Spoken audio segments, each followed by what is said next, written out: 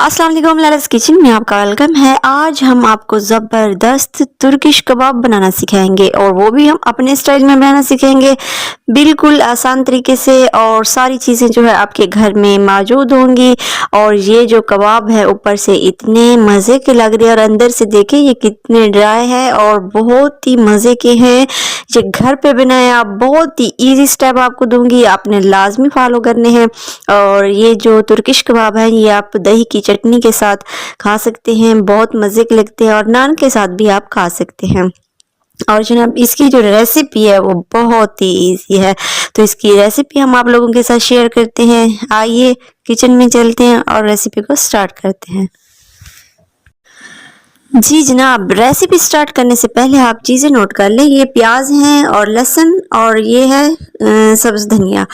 बहुत ही आसान है, ये सारी चीज़ें आपके घर पे मौजूद है। और हमारे पास ये है शिमला मिर्चें, इसको मैंने इस तरीके से कटिंग कर लिया है क्योंकि हम इनको ग्राइंड करने वाले हैं। और ग्राइंड करने से पहले शिमला मिर्च को थोड़ा सा काट लेना चाहिए क्योंकि ये काफ़ी बड़े साइज़ की और मोटी होती है। और जनाब अब हमने करना क्या है, बहुत ही सिंपल स्टेप्स हैं, आपने नोट करने। ये है लहसुन, इसको भी आपने छोटे छोटे टुकड़ों में काट के डालना है। प्याज भी आपने काट के डालना, और जो हमारा धनिया है वो आप इसको ऐसे ही डाल सकते हैं। अब जनाब शिमला मिर्चें भी मैंने डाल दी, ये देख सकती हैं आप, इस तरीके से हमने डाल दी। और अब जो है हम इसको ग्राइंड करेंगे। ग्राइंड करने के बाद हम आपको दिखाएंगे कि ये किस तरह से बन गया है।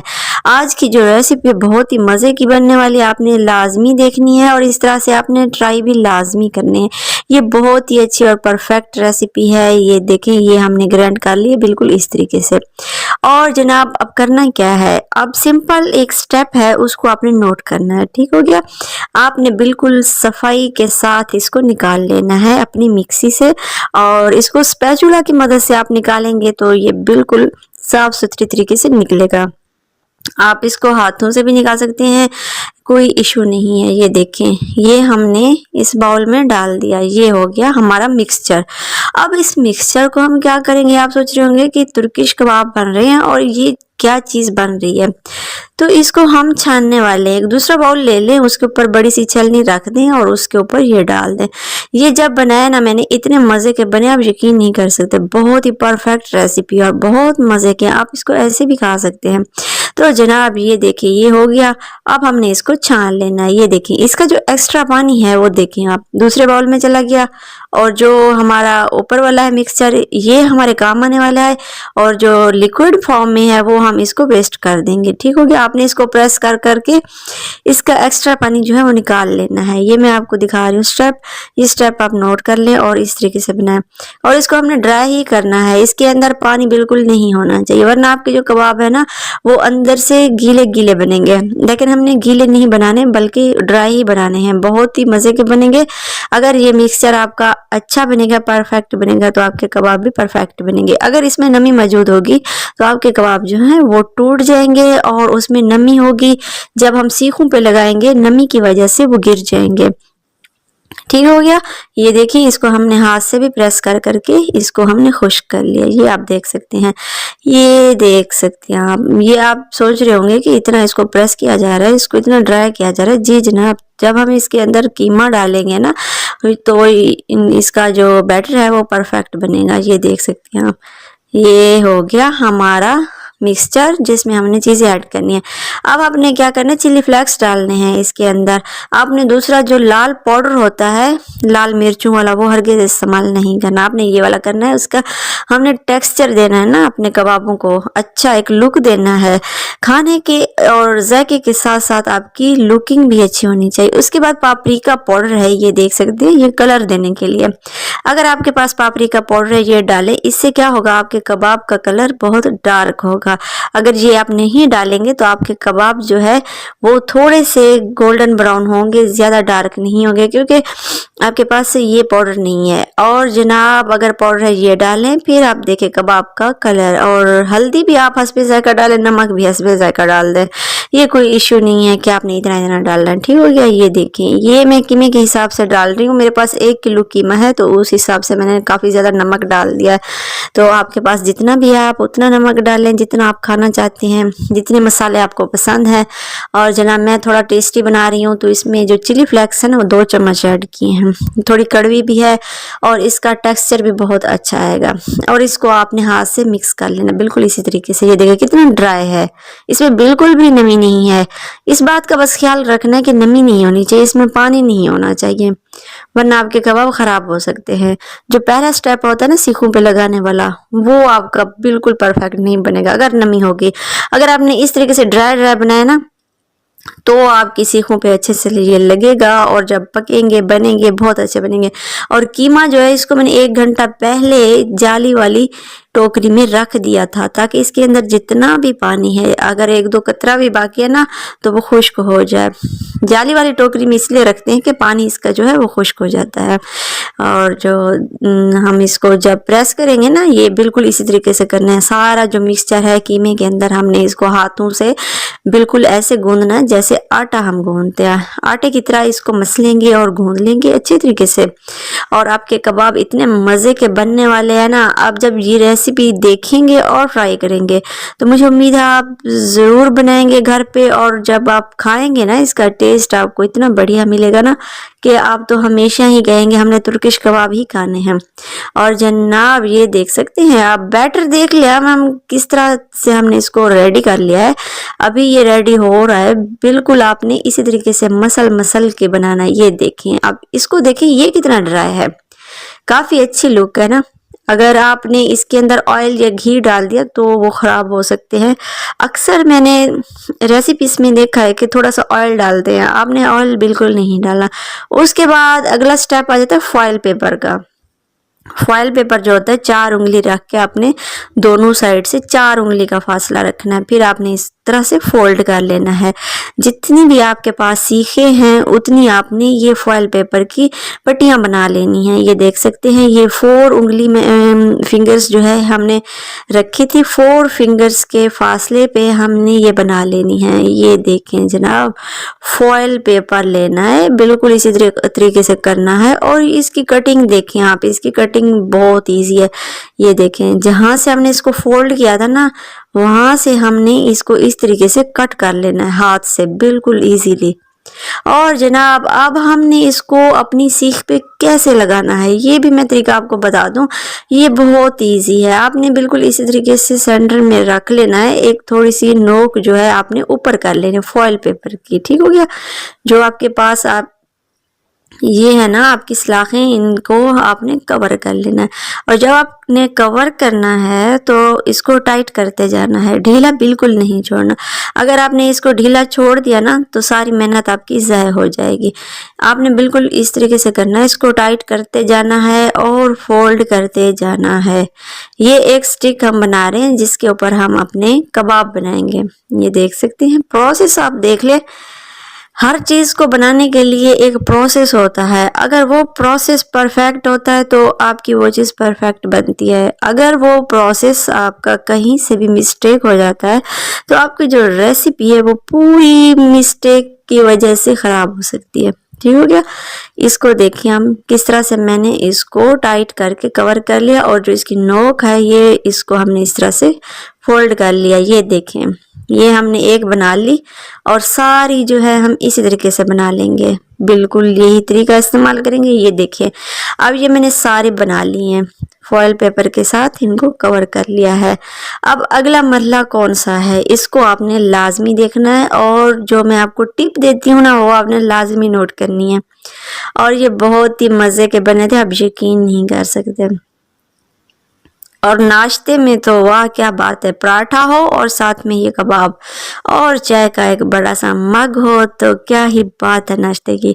और जनाब आपने इस तरह से लेना है बैटर थोड़ा सा हाथ पे और इसको ये वाली जगह छोड़ के नीचे इसको आपने बिल्कुल लंबाई में इसको कवर कर लेना है। इस तरह से हाथों को ज़्यादा आपने इसको प्रेस नहीं करना, बल्कि हल्के हल्के हाथों से इसको प्रेस करते जाना है, क्योंकि फॉयल पेपर है। फॉयल पेपर के ऊपर काफ़ी जो है मुश्किल का काम है इसको चिपकाना और लगाना। ये लग गया। अब हमने इसकी शेप भी बनानी है ताकि पता भी चले कि ये तुर्किश कबाब है। जो तुर्किश वाले लोग होते हैं ना, तुर्की वाले, तो उनके खानों के जायके के साथ साथ उनकी लोकेशन बहुत अच्छी होती है। और इसको हमने बिल्कुल इस तरीके से प्रेस कर लेना है और इसमें थोड़ा थोड़ा हमने गैप डालना है इस तरीके से। ये देखें, ये गैप आपने डालना है थोड़ा थोड़ा, ज्यादा इसको प्रेस नहीं करना, वरना जो हमने बैटर लगाया ना वो पूरा इसका जो है वो गिर जाएगा। आपने बिल्कुल हल्के हाथों से प्रेस करना है। ग्लव्स अगर आपने पहने हैं तो फिर आपको इजीली ये लग जाएगा आपके हाथों से, वरना चिपक भी सकता है और हाथ को जब आप इसको प्रेस करेंगे ना वापसी जो है ये हैंड पे चिपक जाएगा। और जनाब ये हमने बना लिया है। और ये है हमारे पास नमक, और एक पैन ले लिया हमने, पैन को चूल्हे पे रख दिया, उसमें हमने नमक डाल दिया। और नमक कौन सा, जो आम नमक होता है, आम इस्तेमाल वाला, इसको हमने इस तरीके से फैला देना है पैन के अंदर। और हाँ, जब ये कबाब आप इसके ऊपर भूनेंगे, भुनना ही कहेंगे ना, हम फ्राई तो नहीं कर रहे ना, नमक के ऊपर भूनेंगे इसको।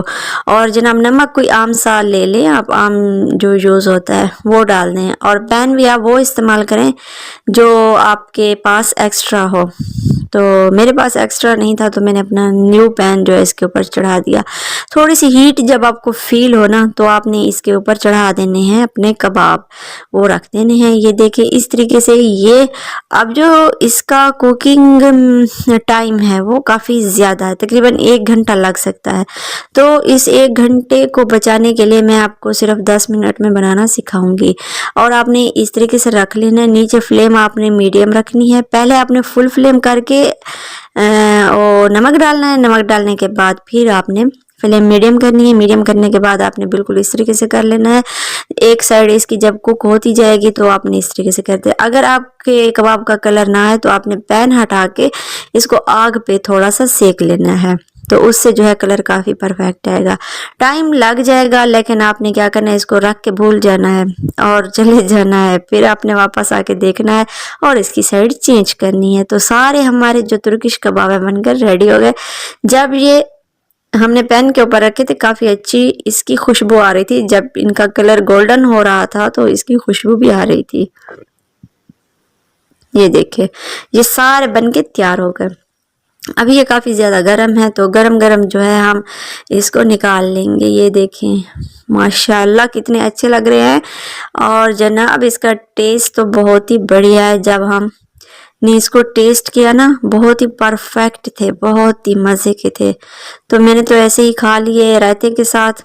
और ये देखिए कितना आसानी के साथ ये उतर हैं, क्योंकि फॉयल पेपर था नीचे। और फॉयल पेपर इसलिए लगाते ताकि ये अंदर से भी कुक हो जाए। अगर सीखों पे हम लगाते तो अंदर से ये कच्चे रह जाते।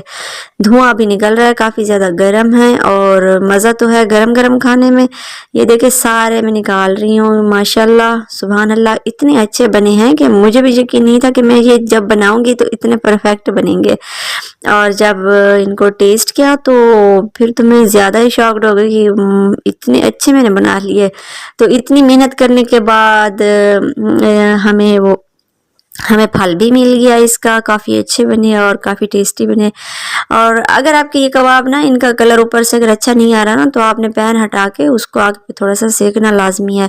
और इसका कलर अगर पापरिका पाउडर है तो उससे परफेक्ट आएगा, अगर पापरिका पाउडर नहीं है तो कलर जो है इसका बहुत लाइट आएगा। अगर डार्क कलर चाहिए तो आपने लाजमी डालना। ये देखिए अंदर से कितने ड्राई और खुश्क हैं माशाल्लाह, देखिए कितने अच्छे लग रहे हैं। अब हम दही की चटनी के साथ इसको सर्व करेंगे। ये देखें माशाल्लाह इतनी अच्छी इसकी खुशबू, इतना अच्छा और परफेक्ट टेस्ट, बहुत ही अच्छा। तो आपने लाजमी ट्राई करना और मुझे कमेंट में बताना है कि आपके ये तुर्किश कबाब कैसे बने हैं।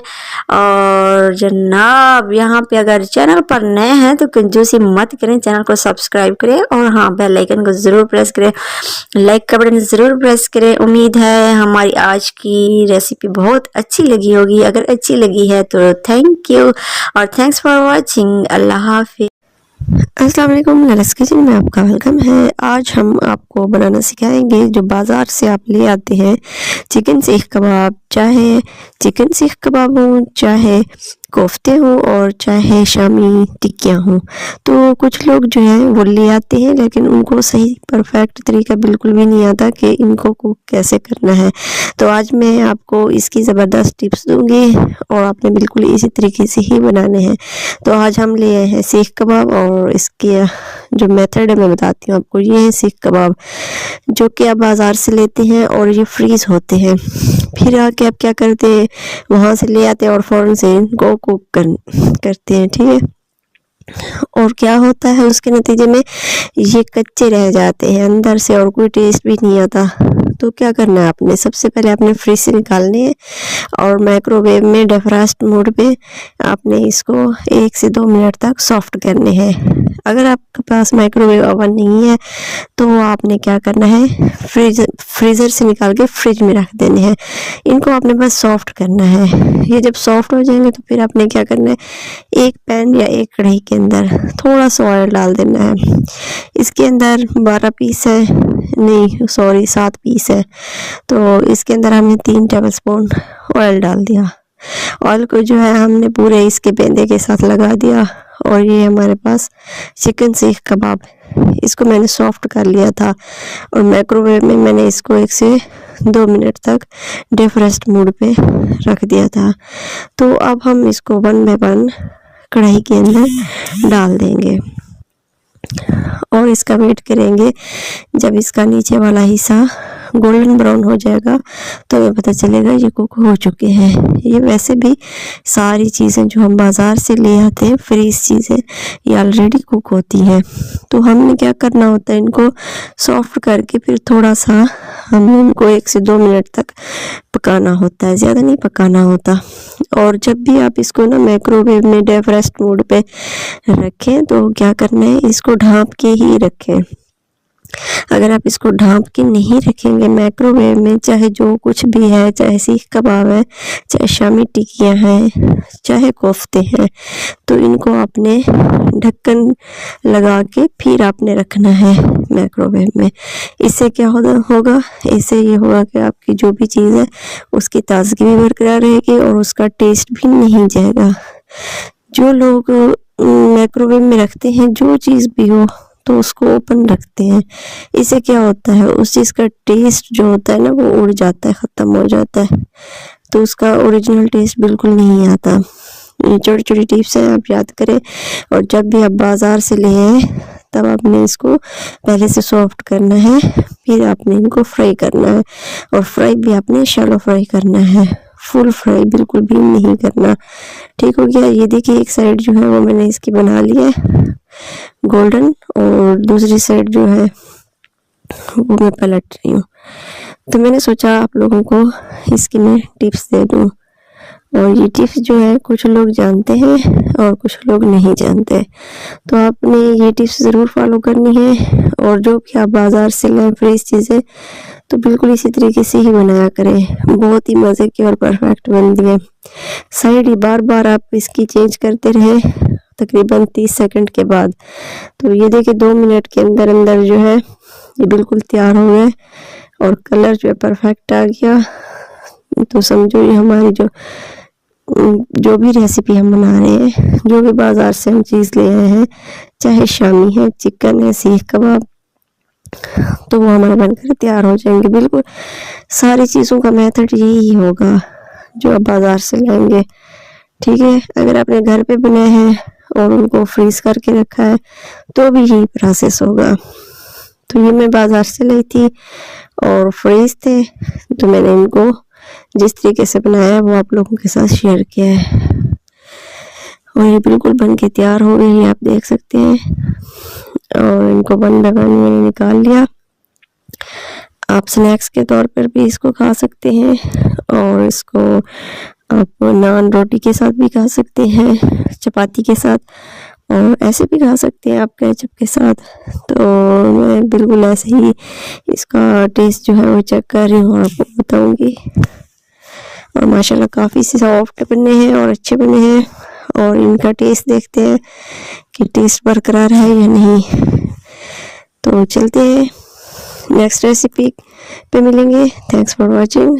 अल्लाह हाफिज़।